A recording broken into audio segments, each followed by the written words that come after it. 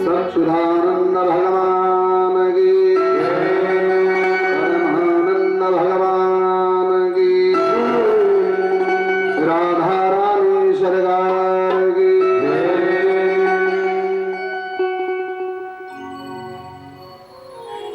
प्रणम्यं वीरतादेव गौरीपुत्रं विनायकं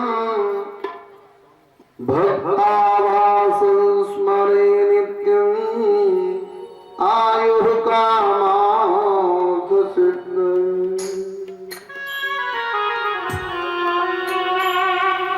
सुखदेव जी महाराज राजा परीक्षित को तृतीय दिवस में लेकर प्रवेश करते हैं। कथा प्रारंभ हुई। सुखदेव जी महाराज राजा परीक्षित जैसे श्रोता पा करके मंगलाचरण करना ही भूल गए। भैया जब अच्छे श्रोता मिलते हैं ना तो वक्ता का उत्साह अपने आप बढ़ जाता है। अब श्रोता अगर मन मार के बैठा हो कि 5 बजे तक झेलना ही पड़ेगा,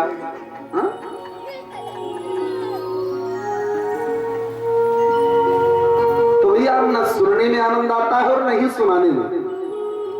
यही स्थिति वहां हुई है कि सुखदेव जी महाराज राजा परीक्षित जैसे श्रोता को पाकर के मंगलाचरण करना ही भूल गए। सीधे कथा बरीहानि सती प्रश्न कृतो लोकहितुं नृप आत्मभित्सम्मतः पुंसां श्रोतव्यादिसूयः परम्। वरीयानि सते प्रश्नः वरीयानि सते प्रश्नः कृतो लोकहितं नृपः आत्मवित्सम्मत पुंसां श्रोतव्यादिसूयः परम्। वरीयानि पहला अक्षर अमृत बीज पिला करके मानो सुखदेव जी महाराज यह सिद्ध कर रहे हो कि अब आपको मृत्यु का भय नहीं सताएगा। भैया अगर किसी को यह पता हो कि आज के 7वें दिन उसको मरना है और कोई आकर के कहे भैया आपको 7वें दिन मरना है, लो आज अमृत पी लो, तो उसके लिए तो बहुत खुशी की बात होनी चाहिए ना। अगर हम लोगों के साथ ऐसा हो तो हम लोग तुरंत लेकर के घटाघट अमृत, कि कम से कम जितना ही ज्यादा जिएंगे उतना ही पेंशन मिलेगा ना। ए भैया राजा परीक्षित ऐसा नहीं किए। जैसे ही कथा प्रारंभ हुई कि देवता लोग छल करने के लिए एक घड़े में अमृत लेकर के आए और लेकर के सुखदेव जी के सर्वत प्रकट हुए कि महाराज मैंने सुना कि राजा परीक्षित को आज के 7वें दिन मरना है, तो मरने से पहले इनको हम अमृत पिला देते हैं, मृत्यु का भय खत्म। एक नहीं 1,00,000 तक्षक भी दंश करेंगे तो इनकी मृत्यु नहीं होगी। भगवान सुखदेव जी महाराज कहने लगे कि भैया हमसे क्यों कह रहे हो, पीना है इनको पूछो कि कथामृत पीना है कि अमृत पीना है। देवता लोग राजा परीक्षित को पूछते हैं कि महाराज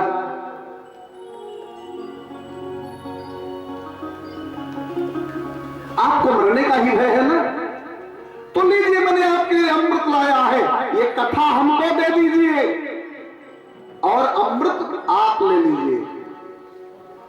राजा परीक्षित के नेत्र सजल हो गए। क्या कह रहे हो देवताओं, मैंने तो वैसे ही अपने जीवन का सारा पुण्य छीड़ कर लिया, मैंने तो वैसे ही सारे जीवन के पुण्य को बर्बाद कर दिया एक ब्राह्मण का अपमान करके। महाराज, इस अमृत की हमको आवश्यकता नहीं है। क्यों? क्व कथा क्व सुधा भागे, क्व कांच क्व मणिर्महा, क्व कथा क्व सुधा भागे, क्व कांच क्व मणिर्महा। कहां भगवान की अमृतमयी कथा और कहां आपका यह तुच्छ अमृत।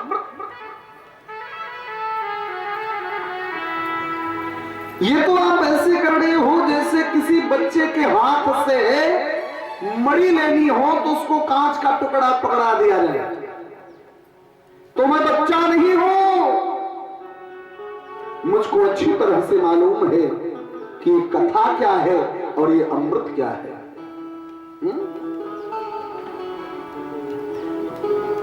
अमृत पी करके मैं दीर्घजीवी बन सकता हूं, मुझको लंबा जीवन मिल जाएगा, लेकिन क्या करूंगा लंबा जीवन लेकर के? लोग यही कहेंगे कि वही राजा परीक्षित है कि जिसने ब्राह्मण के गले में मरा हुआ सर्प डाल करके ब्राह्मण का अपमान किया। तो ऐसा जीवन किस काम का?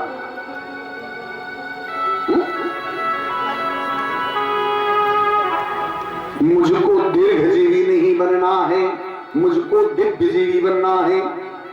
और कथा से हमारे जीवन में दिव्यता आती है। भगवान की कथा श्रवण करके जीवन दिव्यता को प्राप्त होती है। इसलिए मुझको दीर्घजीवी नहीं बनना है, दिव्य जीवी बनना है। हमारे जीवन में मधुरता हो, सरसता हो, प्रेम हो, भक्ति हो, स्वभाव।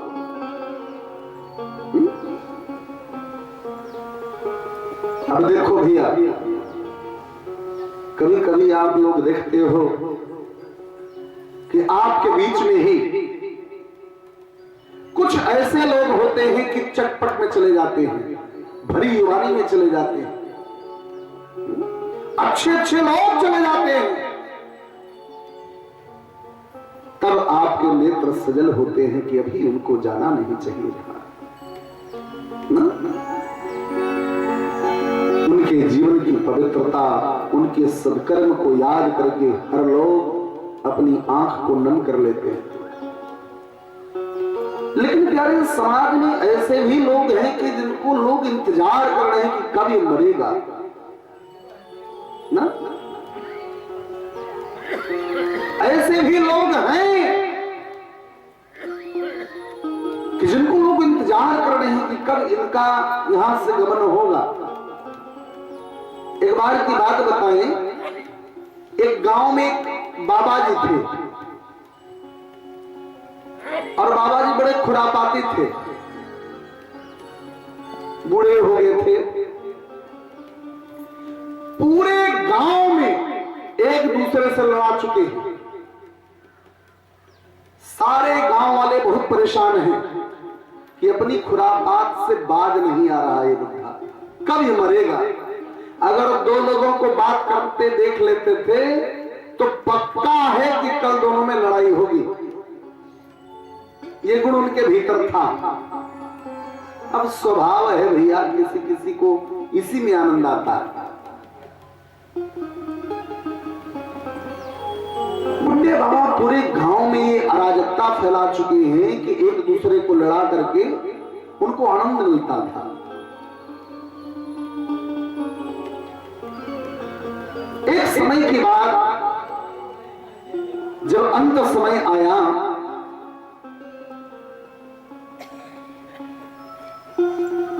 तो बुढ़े बाबा बहुत बीमार पड़ गए। भैया, ऐसे लोगों का प्राण भी इतनी आसानी से नहीं निकलता।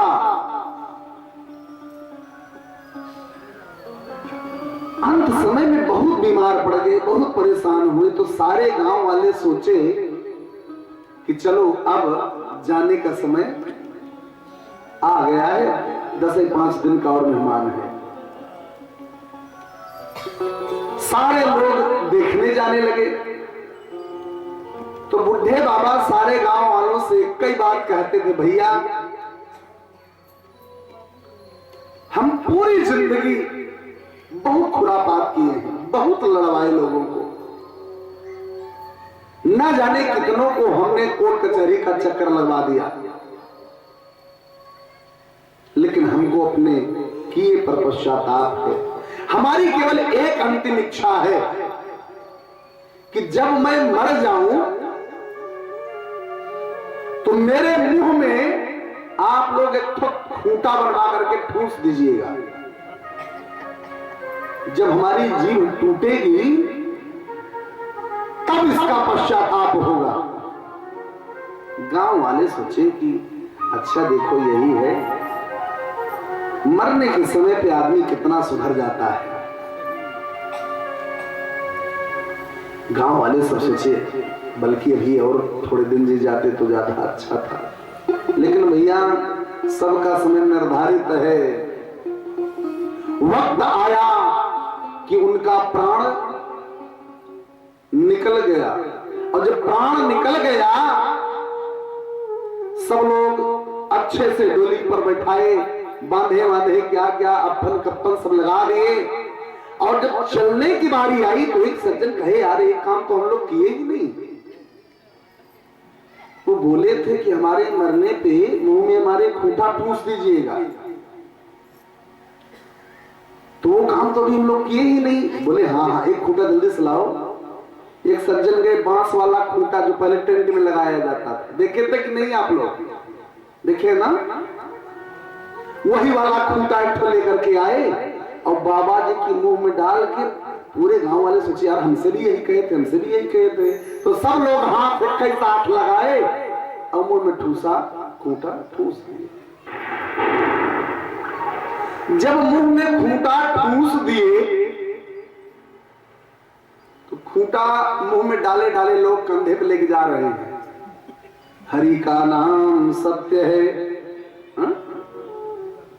जैसे हम लोग कहते हैं राम नाम सत्य है। सामने से दरोगा जी चले आ रहे थे। दरोगा जी देखे कोई मर गया तो एक सज्जन से पूछे कि कैसे हुआ ये? तो कहीं देख नहीं गए हो? मुंह की तरफ देखे तो मुंह उनके खूंटा ठूसा है। पूछे दरोगा जी कौन ठूसा ये? कहे पूरे गांव वाले लोग मिल करके ठूसे। दरोगा जी थाने पे फोन किए कि बड़ी वाली गाड़ी लेकर के आओ। अब पूरे गांव के जितने लोग थे सबको थाने लेकर गए। मरते हुआ कटक से ये स्वभाव होता, किसी किसी को इसी में आनंद आता है। दो लोगों को हंसते नहीं देख सकते, ये स्वभाव। आज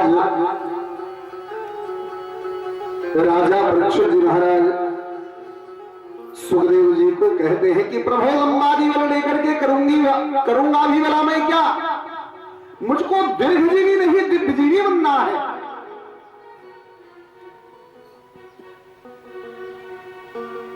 अमृत लेकर के आप चले जाओ। अमृत को ठोकर मार दिया लेकिन कथा अमृत नहीं। ए भैया ये वो कथा है कि जिसको सुनने के लिए देवता लोग तरसते हैं। ये यहां का ग्रंथ नहीं है, ये देवलोक का ग्रंथ है। इससे पहले ये सितारों में बस रही थी कहीं, इसे जमीन पर उतारा गया है मेरे लिए, इसे जमीन पर उतारा गया है मेरे लिए। ये हम सबके लिए इस धरती पर आई, ये देवलोक का ग्रंथ है भैया। इस कथा को सुनने के लिए देवता लोग भी तरसते हैं, और जहां भगवान की कथा होती है वहां देवता लोग भेष बदल बदल करके कथा सुनने आते हैं। कभी कभी आप लोग देखे होंगे कि आपके कथा पंडाल में इर्द गिर्द ऐसे लोग आपको दिखलाई पड़ते हैं जिनको आप कभी नहीं देखे रहते हो। अब विचार करना कि वो है कौन।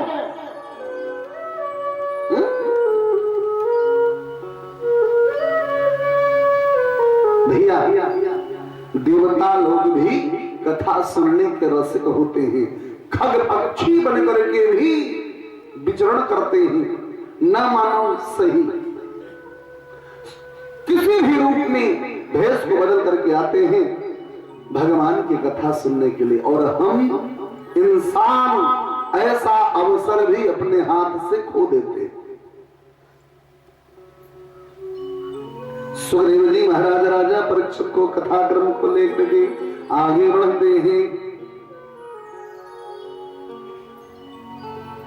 भक्त विवर की कथा श्रवण करा करके सुखदेव जी महाराज राजा परीक्षित के मन को निर्मल कर रहे हैं। जन्माद्यस्य यतो मयादिदर्त शार्ते स्वविज्ञस्वरात् तेन ब्रह्महिदामयादिकवये मोहयन्ति सूरयः तेजो वारिमदा यथा विनिमयो यत्र त्रिशर्गोमिका धाम्ने तस्य गदानरस्तुगुहकम् सत्यं परं धीमहि। सत्य की उपासना करते हुए सुखदेव जी महाराज राजा परीक्षित को लेकर के सत्य स्वरूप की सत्य विस्तार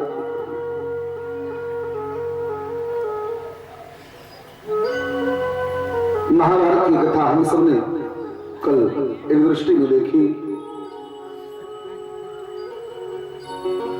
आज सुखदेव जी महाराज राजा परीक्षित को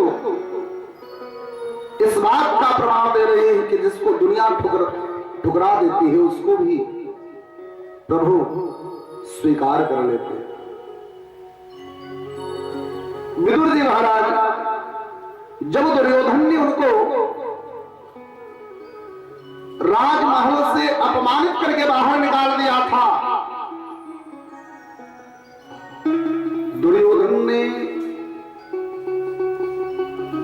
विदुर जी की नीति के कारण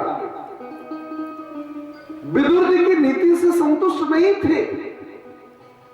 क्योंकि भैया हम युवान लोग बुजुर्ग की बात मानने के लिए तैयार नहीं होते।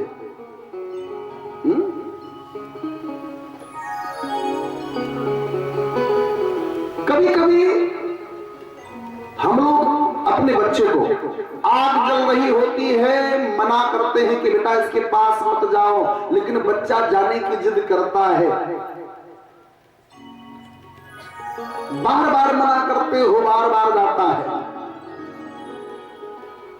लेकिन यदि एक बार भी चूक हो जाती है, जब बच्चा जाता है आग को छूता है और जब जल जाता है तब उसको पता चलता था कि क्यों मुझको पहले मना किया गया।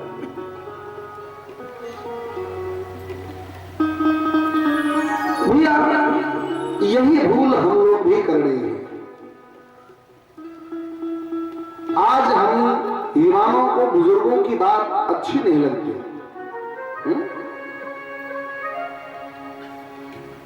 हम लोग कहते हैं आप क्या जानो,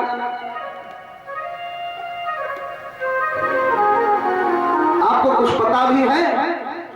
ए भैया जिस रास्ते पर आप आज आए हो उस रास्ते से ये गुजर चुके हैं, इतना तो अनुभव है ही है। लेकिन हम सब बुजुर्गों को बेवकूफ समझते हैं। हा? लेकिन एक दिन पता चलता है कि उनके अनुभव में और हमारे जोश में अंतर क्या है।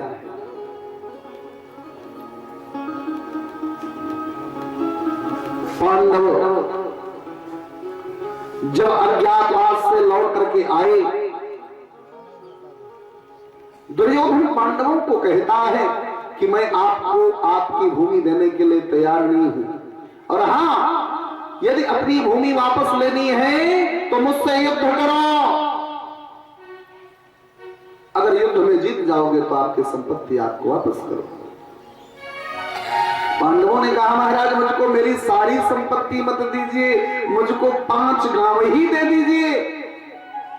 दुर्योधन ने कहा बिना युद्ध के सुई की नोक के बराबर भूमि भी देने के लिए मैं तैयार नहीं हूं। पांडव बेचारे मजबूर थे। अर्जुन ने मन में भाव लाया कि चल करके द्वारिकाधीश को पूछना चाहिए, भैया अच्छे लोग किसी सदपुरुष से सहयोग लेकर, अच्छे पुरुष से सलाह लेकर कोई कार्य करते हैं,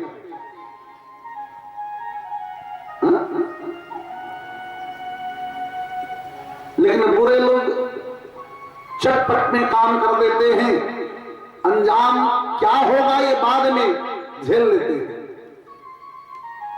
अर्जुन गए भगवान द्वारिकाधीश के पास, और द्वारिकाधीश भगवान अर्जुन को कहते हैं अर्जुन युद्ध की बात अच्छी नहीं है, तुम युद्ध मत करो। संपत्ति के लिए युद्ध करना बहुत बड़ी मूर्खता है। जो संपत्ति यही छूट जाएगी, उस संपत्ति के लिए आपस में लड़ाई झगड़ा करना ये पागलपन है। मैं तो कहता हूं संपत्ति के लिए मत लड़ो। अर्जुन कहते हैं लेकिन द्वारिकाधीश दुर्योधन बिना युद्ध के सुई की नोक के बराबर भूमि भी देने के लिए तैयार नहीं है। भगवान अर्जुन को समझाए कि तुम चिंता मत करो, मैं स्वयं जाऊंगा और जाकर के दुर्योधन को समझाऊंगा कि युद्ध मत करो, शांति से आपस में भाई भाई मिलकर के बांट लो।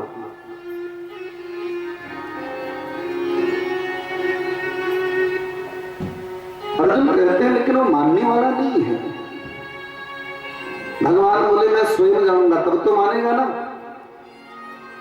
और अगर नहीं मानेगा तो मुझको मनाने भी बहुत अच्छी तरीके से आता है।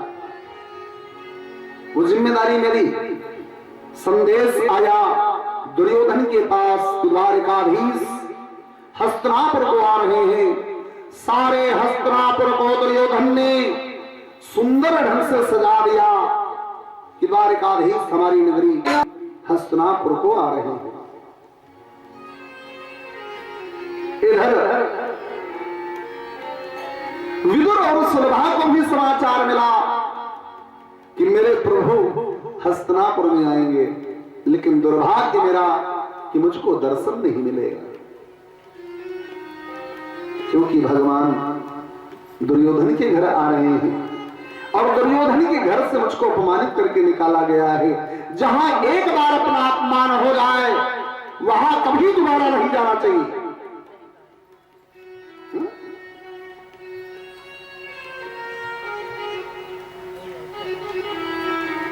देखिए, व्यक्ति को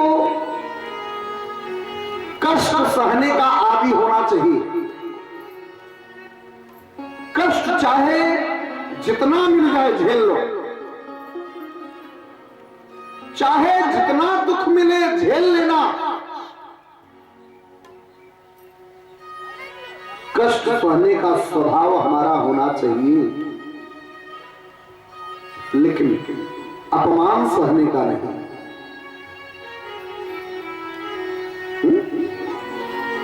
विदुर जी अपमान नहीं सह पाए, राजमहल से निकल गए और दोबारा कभी न लौट करके आने के शपथ रखी। आज विदुर जी को यही चिंता है कि अगर मैं राजमहल में जाने के लायक होता तो मुझको भी दर्शन मिलता। विदुर और सुलभा दोनों परेशान हैं, लेकिन सुलभा ने कहा हमने शपथ लिया है कि हम उनके महल में नहीं जाएंगे, हम मार्ग में ही भगवान का दर्शन कर लेंगे। भगवान जाएंगे तो इसी मार्ग से ना, तो चलिए हम लोग मार्ग में ही दर्शन पा लेंगे। इधर मार्ग में भक्तों की भीड़ लगी हुई है, सारे भक्तजन मार्ग में ही भगवान का आतिथ्य करने के लिए खड़े हैं। भगवान का धर्म ध्वजा फहरता हुआ रथ हस्तिनापुर में प्रवेश करता है, और जैसे ही विदुर जी ने देखा कि धर्म ध्वजा फहरता हुआ रथ हस्तिनापुर में चला रहा है, विदुर जी महाराज भाव से भर गए। धन्य हो ठाकुर, गजब की लीला है आपके नाथ, न सही स्वरूप का दर्शन कम से कम आपके ध्वजा का दर्शन तो मिल ही गया। इधर भगवान और आगे आए, सारे भक्तजन भगवान को ढूंढ रहे हैं और भगवान विदुर को ढूंढ रहे हैं। भैया भगवान अमीरी गरीबी नहीं देखते, जाति पाति नहीं देखते,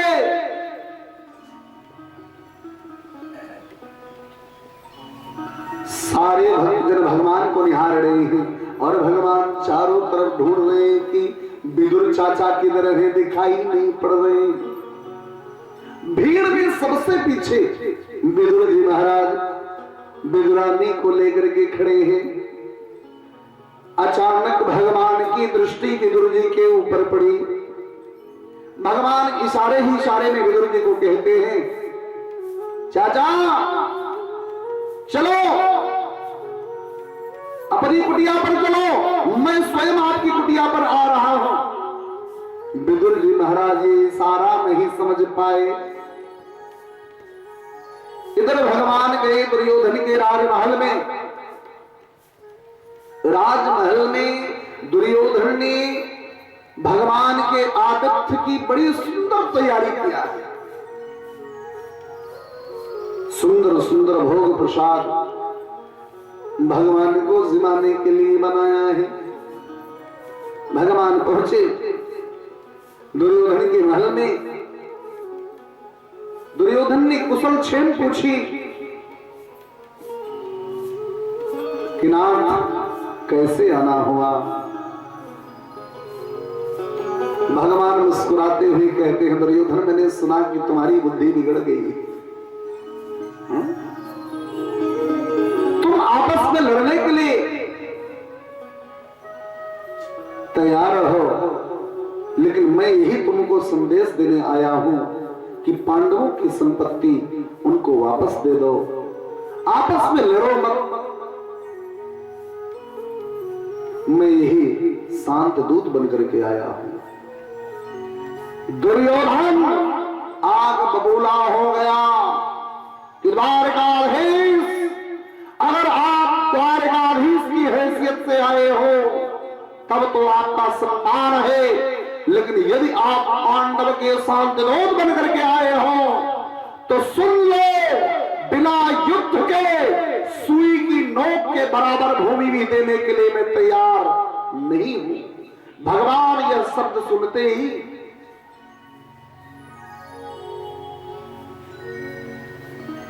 उत्तेजित हो गए।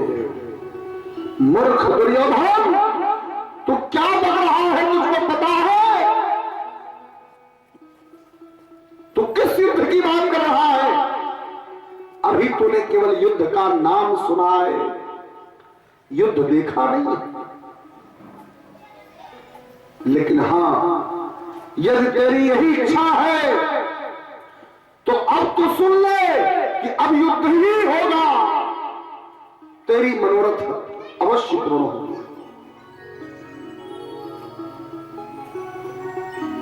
भगवान को बिगड़ते देख करके सपनी मामा ने देखा कि वो सारा काम बिगड़ गया।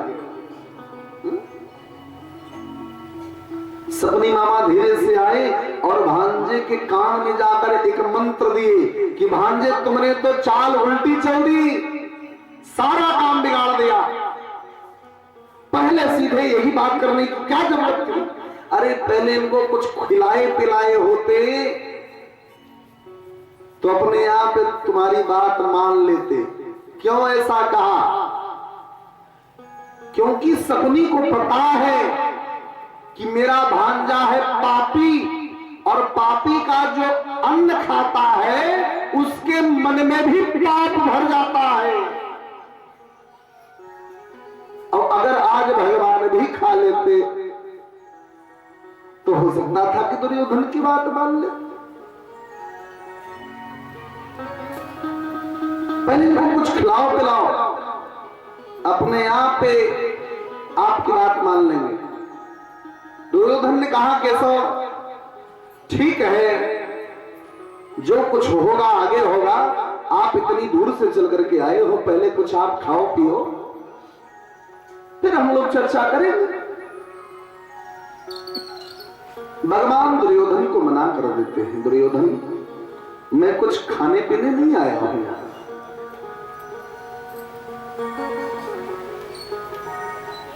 और हां,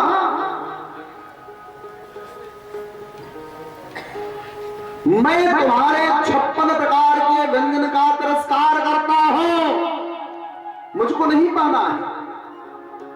सारे सभा में बैठे लोग स्तब्ध रह गए कि एक पल में भगवान ने दुर्योधन को अपमानित कर दिया। जिस आतिथ्य की तैयारी पे दुर्योधन को अभिमान था कि मैंने बड़ी सुंदर तैयारी करी है, भगवान ने एक ही पल में ठोकर मार दिया। नहीं चाहिए। उसी सभा में द्रोणाचार्य जी, कृपाचार्य जी सबके सब बैठे हैं। सबने कहा नाथ आप यहां नहीं पाओगे, चलो हमारे घर पालो। भगवान कहे कि हम किसी के घर नहीं खाएंगे, क्योंकि जितने लोग यहां बैठे हो सबके सब पापी हो। ये भैया कुछ ऐसे स्थान होते हैं वहां पर नहीं खाना चाहिए। पहले खान पान का बड़ा परहेज था। पहले जब लोग कहीं खाने लगते थे तो विचार करते थे। ये शास्त्र का नियम है कि जब आप कहीं भी कुछ भी खाने चलो तो अपने आप से 3 प्रश्न करो, और अगर उत्तर सटीक मिले तो भोजन करना, अन्यथा छोड़कर चले आना। पहला प्रश्न करो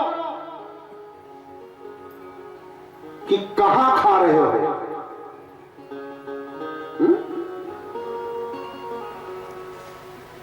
जहां हम खा रहे हैं क्या वो खाने का स्थान है? क्या वह स्थल उचित है? क्या खा रहे हो?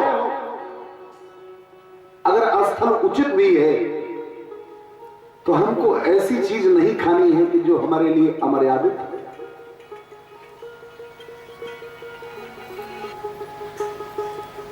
तीसरा प्रश्न करो क्यों खा रहे हो। आजकल हम लोग कहते हैं परान्नं दुर्लभो याति शरीरम च पुनः पुनः। ना पराया अन्न बड़े भाग्य से मिलता है, तो आज मिला है तो जम करके खाओ। ये भैया पराया अन्न अनायास ही अगर आपके शरीर में जाता है तो आपकी ऊर्जा को नष्ट करता है, आपकी साधना को नष्ट करता है, आपकी बुद्धि बिगड़ती है। और वैसे भी शास्त्र कहते हैं किसी पापी के घर, किसी बेईमान के घर, किसी सूदखोर के घर, किसी व्यभिचारी के घर, किसी अत्याचारी के घर भोजन कभी नहीं करना चाहिए।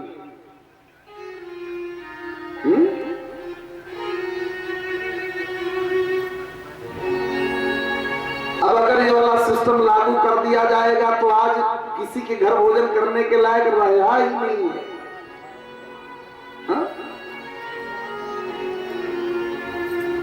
लेकिन भैया ये विचार करना चाहिए, जैसा खाओगे अन्न वैसा बनेगा मन। आसन और रासन दो का बहुत बड़ा महत्व है।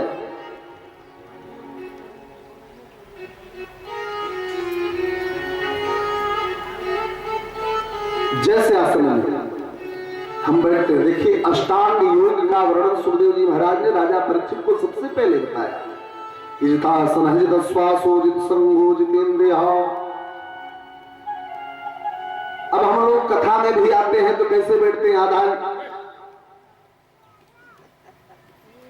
रामदेव बाबा भी अगर आ जाए तो शर्म खा के चले जाएंगे। ऐसा ऐसा आसन लोग कथा में। ये शोक का आसन है भैया। हर आसन का अलग महत्व है। साधना के लिए सुखासन कहा गया है, योगासन कहा गया है, पद्मासन कहा गया है। ये सब आसन किसी श्रेणी में नहीं आते। और रासन आप देखिए, जो मेहनत मजदूरी करते हैं, जो ईमानदारी से कमाते हैं, जो परिश्रम से कमाते हैं, उनके घर की शालीनता, सभ्यता, सज्जनता आप जाकर के पास से देखो कि उनके परिवार में ठाकुर जी की कृपा हर किसी के ऊपर होती है। मैं कल यही बात अपने प्रधान यजमान विमलेश श्रीवास्तव जी से कर रहा था कि आप अपने परिवार को कितने सुंदर ढंग से सजाए हो। आपकी सरलता, सज्जनता, यही आपके बच्चे लोग भी सीख लिए। और भैया वैसे भी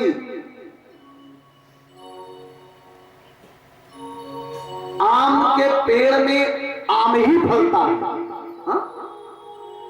अब अगर कहीं चाहे कि हमारे भी पेड़ में आम फल जाए तो संभव है? नहीं संभव है भैया। वृक्ष को शीतल जल से सींचा गया है या गर्म जल से, ये तो वृक्ष को देख करके बताया जा सकता है। आज हम लोग यही करते हैं ना, किसी बच्चे को चौराहे पर गलत काम करते देखते हैं, समझ जाते हैं कि इसके घर का संस्कार कैसा होगा। व्यवहार से संस्कार का दर्शन हो जाता है।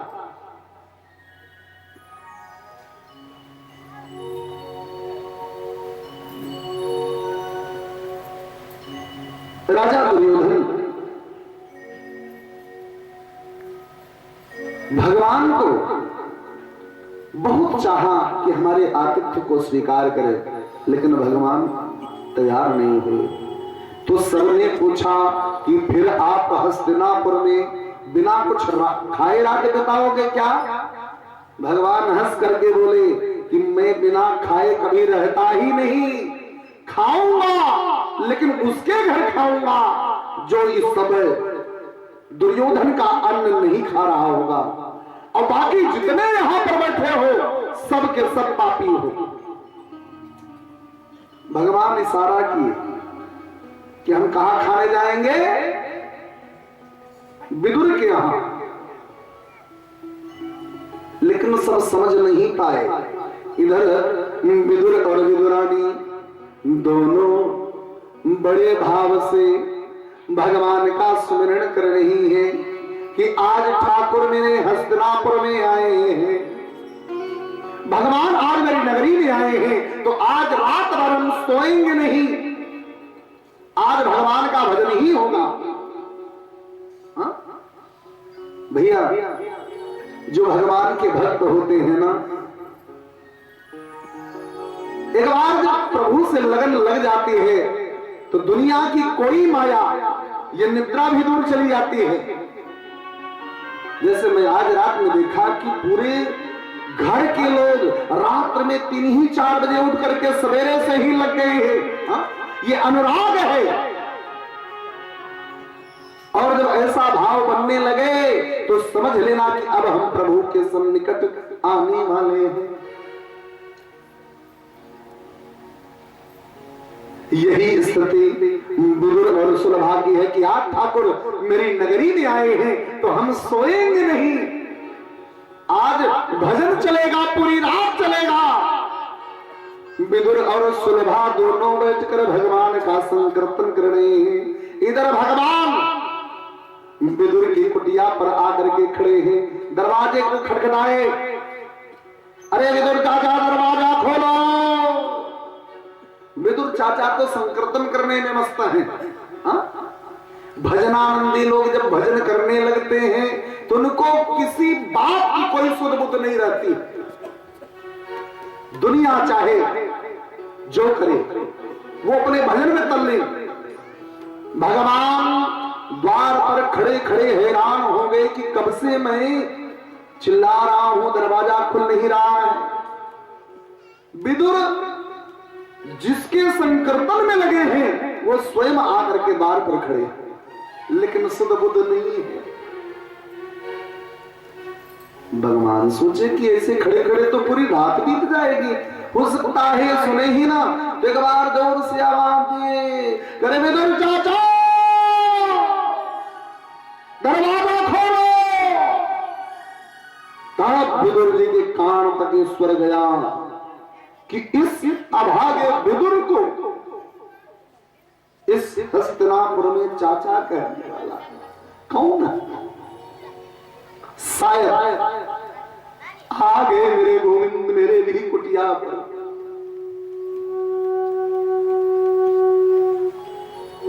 भगवान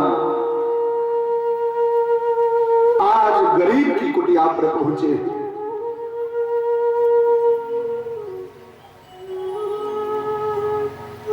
विदुर जी महाराज उठ करके दरवाजे को खोलने के लिए गए और जैसे ही दरवाजा खोलते हैं देखते हैं कि चतुर्भुज स्वरूप में नारायण समक्ष खड़े हैं। विदुर और विदुरानी दोनों देख करके भाव में भर गई कि मेरे सरकार मेरी कुटिया के द्वार पर आए।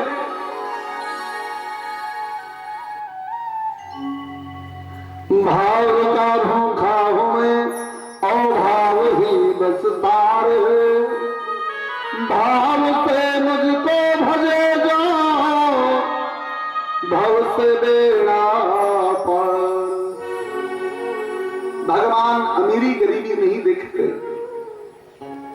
आज गरीब की कुटिया पर भगवान पहुंच करके गरीब को भी अपने दिव्य स्वरूप का दर्शन दे। विदुर और विदुरानी दोनों भगवान को एक टकी लगा करके निहारने लगे। थोड़ी देर बीता, भगवान कहने लगे, रे चाचा यही द्वार पर खड़े रखोगे कि हमको भीतर भी आने को कहोगे?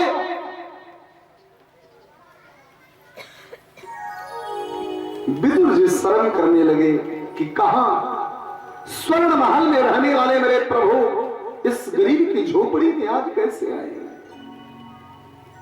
भगवान अपने आप कुटिया के भीतर चले गए। थोड़ी देर खड़े रहे और फिर कहने लगे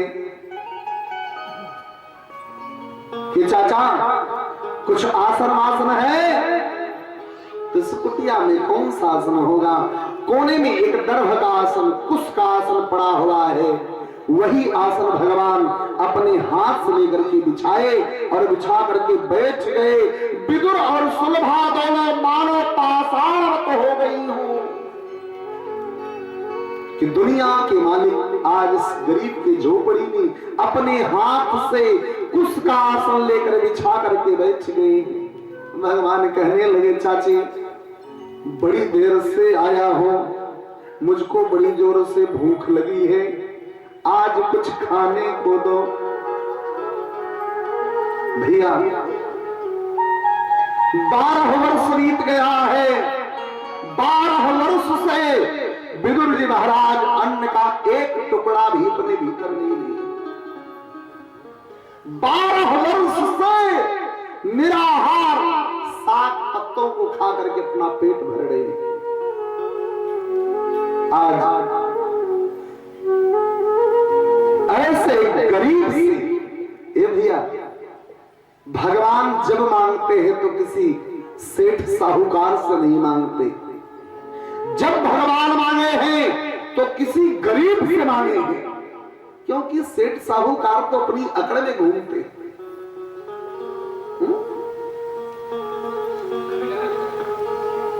भिखारी की औकात है कि किसी मंत्री जी के सामने जाकर के हाथ फैलाए, उसको बेचारे को तो घर के भीतर ही नहीं जाने दिया जाए।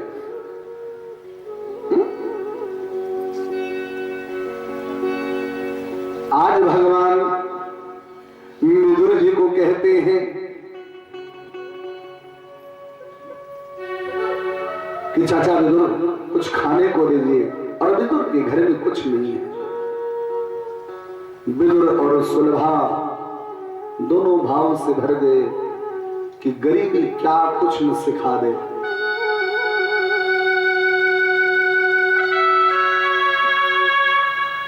विदुर जी महाराज विदुरानी को कहते हैं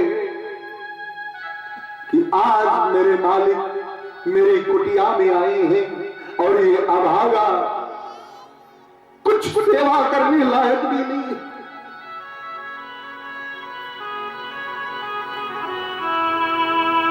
भगवान समझ गए कि विदुर चाचा के पास खाने को कुछ नहीं। तब तक भगवान स्वयं खड़े हुए और जाकर देखते हैं कुटिया के कोने में एक मिट्टी का बर्तन है जिसमें 7 पत्तों को उबाल करके खाते थे। उस बर्तन को उठाए तो देखे कि सारा साग खत्म हो चुका है, थोड़ा सा जूठन बचा था। उस जूठन को भगवान अपने होठ से लगाए, बिल्कुल नीरस, कोई स्वाद नहीं।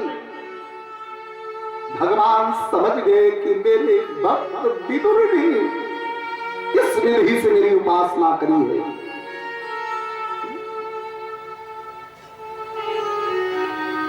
भगवान के लिए कुछ करके तो देखो।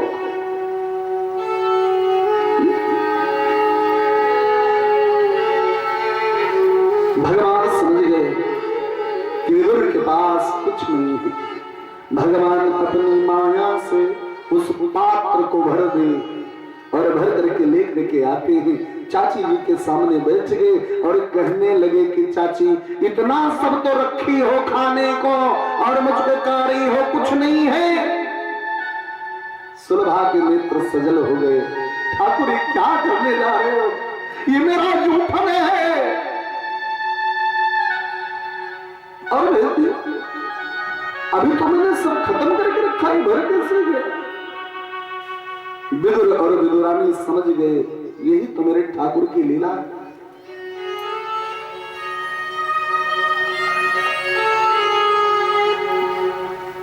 भगवान विदुर और सुलभा के सामने बैठकर बड़े प्रेम से साग को निकाल करके खाने लगे। बड़े प्रेम से साग खा रहे हैं। ये भैया ये भाव है। आज हम लोग भगवान के मंदिर में जाते हैं भोग चढ़ाने तो अकड़ के साथ जाते हैं। हा? अगर लोग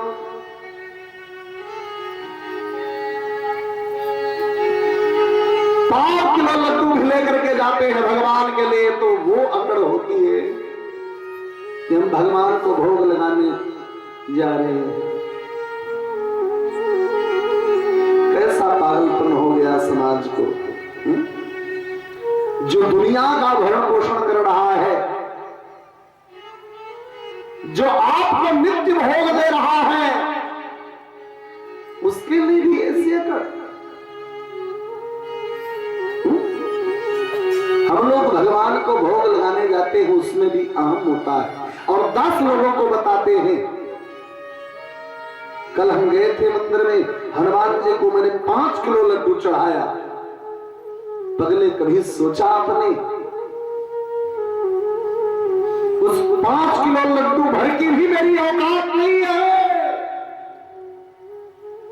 कहां से आया लड्डू, किसने बनाया उस लड्डू को?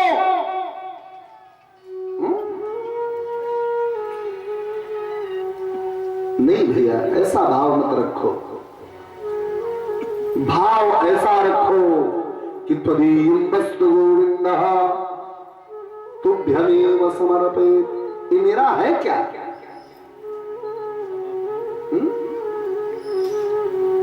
तेरा तुझको अर्पण क्या लागे मेरा। हे सरकार, मेरा इस दुनिया में कुछ नहीं है, जो कुछ भी है ये सब आपका है और आपका ही वस्तु आपको समर्पित करने में अभिमान कैसा है?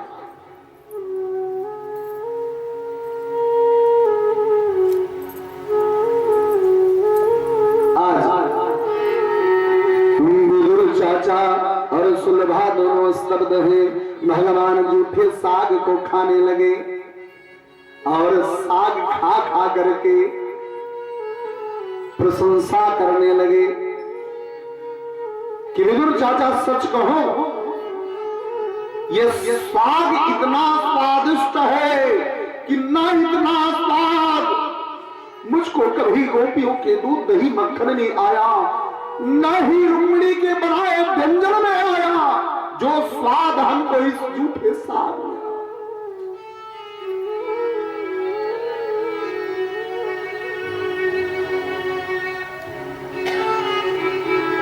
ये भगवान की महिमा है। भगवान अपने भक्तों को कभी भी कष्ट में नहीं देते। भगवान बड़े भाव से विदुर चाचा को प्रसन्न किए कि उनके जूठन को खा करके कि आप अपने आप को घृत मत समझो, क्योंकि भैया जिसके जूठन को भगवान खा रहे हो क्या वो कोई साधारण भक्त हो सकता है? भगवान विदुर चाचा और सुलभा को अपने दिव्य स्वरूप का दर्शन देते हैं। भगवान विदुर चाचा को प्रश्न करते हैं कि चाचा अगर आपकी इच्छा है तो कुछ मांग लो। विदुर जी ने कहा, नाथ आपको पा जाने के बाद किस चीज की कमी रह जाती है? आज लोग मंदिर में जाते हैं तो भगवान से दुनिया की चीज मांगते हैं, हमको धन दे दीजिए, संपत्ति दे दीजिए, मान दे दीजिए, प्रतिष्ठा दे दीजिए, जो सब यही नष्ट हो जाएगा।